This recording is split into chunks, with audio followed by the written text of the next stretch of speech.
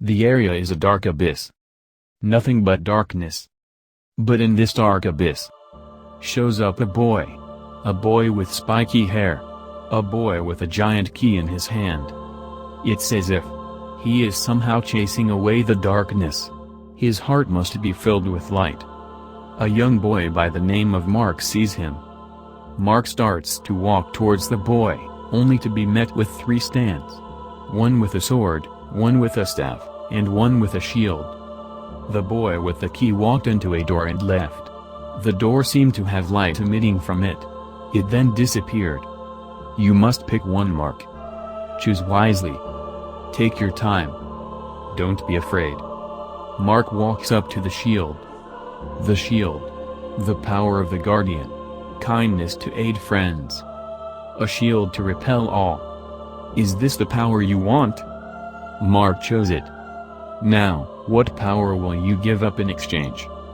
Mark looked at both the sword and the staff. Mark walked over to the sword. The power of the warrior. Incredible courage. A sword of terrible destruction. Is this the power you want to give up, Mark?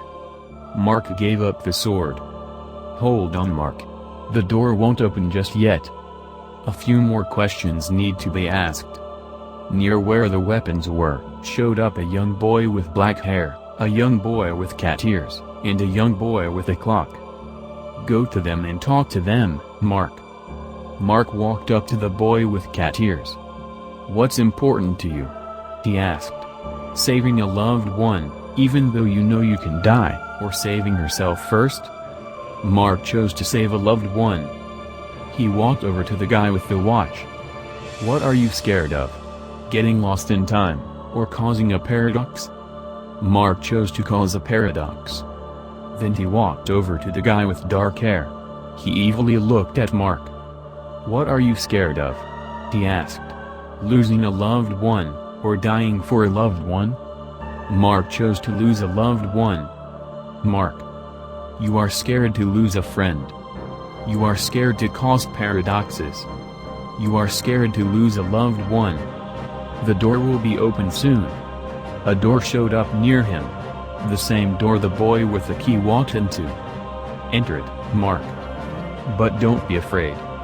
Mark entered it. But through that door. Lead Mark to an area of black.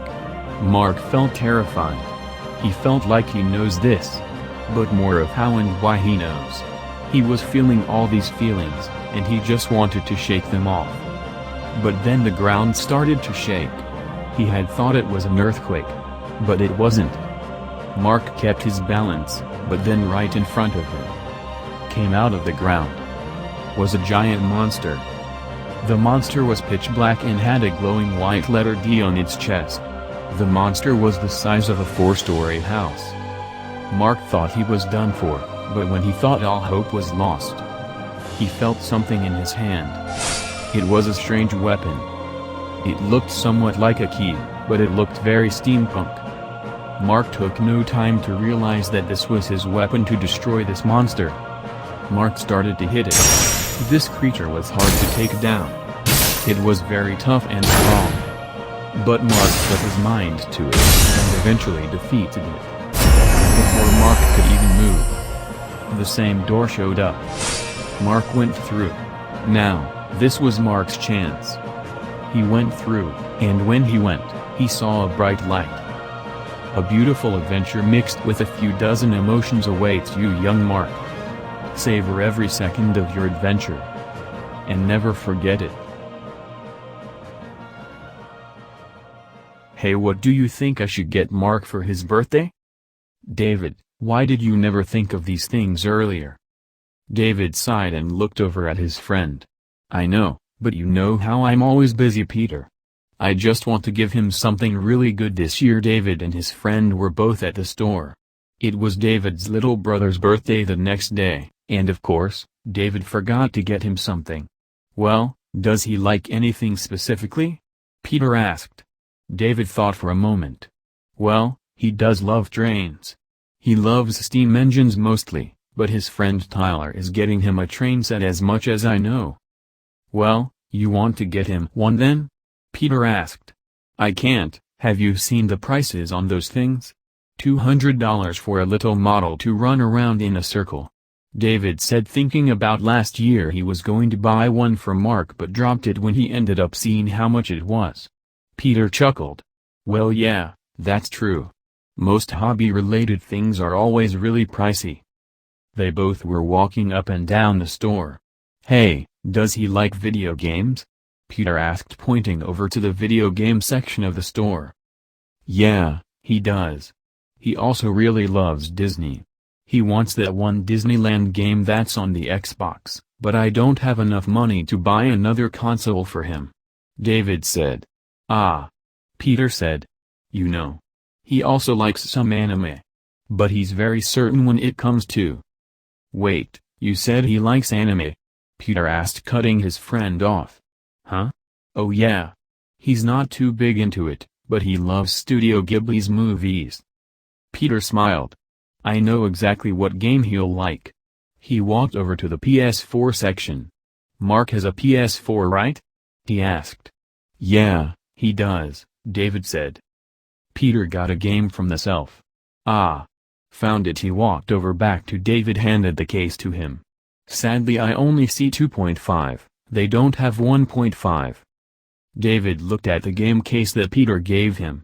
Kingdom Hearts? 2.5? He asked, confused, looking up at Peter. Yep.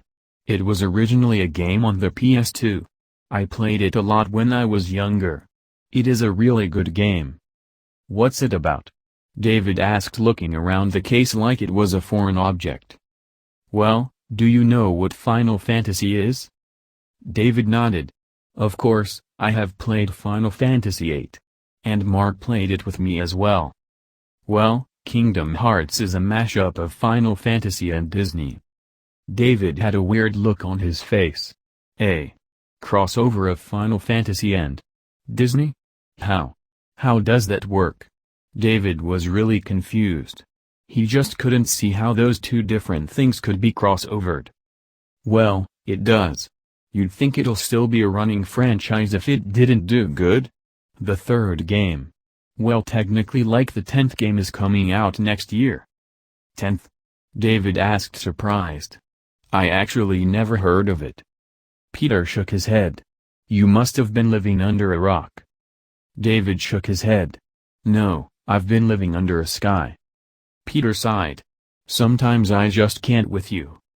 David had bought the game and was driving home. How am I going to wrap this up for him? He looked over at the bag. The bag that had the game was sitting on the passenger seat. His friend Peter said he'll take the bus home, so he wasn't riding with David. I hope he likes this game.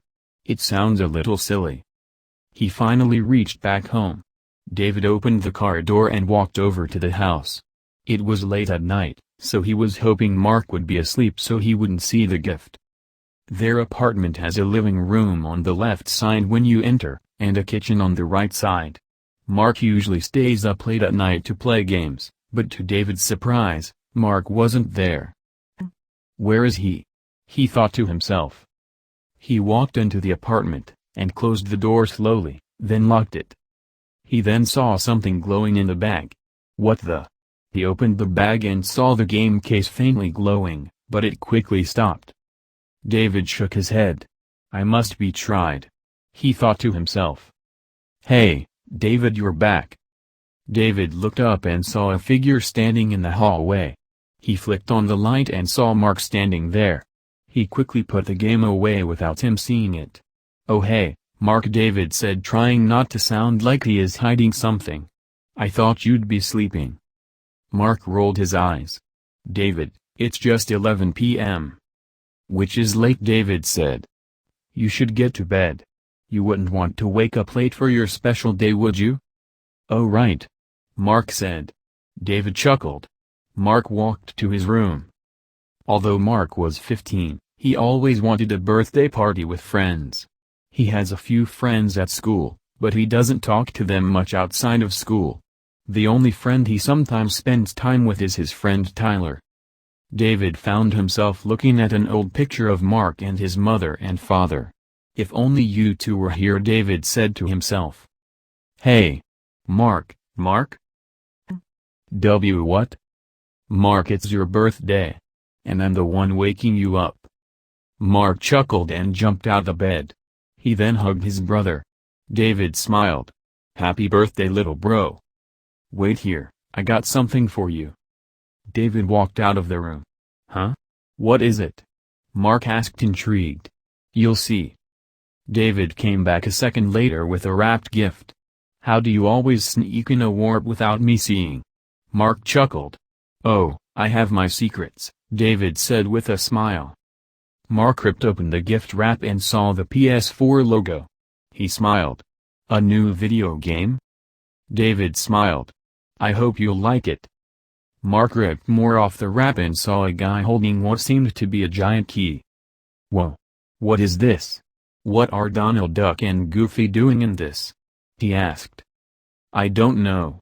All I know is that it's a crossover of Disney and Final Fantasy, David said. What? Mark asked. How is that supposed to work? David laughed. Exactly what I said. It might be fun though. Mark smiled. I'm gonna go play it. He ran out to the living room to go on to the PS4. Mark went ahead and turned on the PS4. He was very excited to play his new game, although he knows nothing about it. Oh, Mark. I might have to leave soon, David said. Why? Mark asked. You know. My job and all that. But don't worry. I'll come back in time for your cake, okay? Mark nodded. He was honestly kind of bummed out that his brother won't even be able to play the new game with him. David went over to him and hugged him. I'm sorry, Mark. Mark smiled. It's okay. David nodded, got his things, and left. Mark turned his attention back to his game. The game started, and Mark could see a selection of games. Kingdom Hearts 2? Where's one? Mark realized that David must have picked up the second game in the series, and not the first one. Then Mark realized there were more games. But when he saw them, he figured they were sequels to the second game. Geez, how many games are in this series? He asked himself. He finally went with Kingdom Hearts 2. Okay. Let's go with this one. The game started, with the most beautiful main menu music he ever heard in a game. This music is amazing, he said, completely taken away by the slightly sad, joyful music. I wonder what's the name for it. Mark has always been a lover of orchestral music, especially soundtracks of movies and games. He just never could have gotten around to actually playing them. His mind would always be willing to play, but his hands would always have a hard time. After Mark was done being mesmerized by the music and pressed new game. Let's see if this game is any good. If the music is that good, the game must be amazing,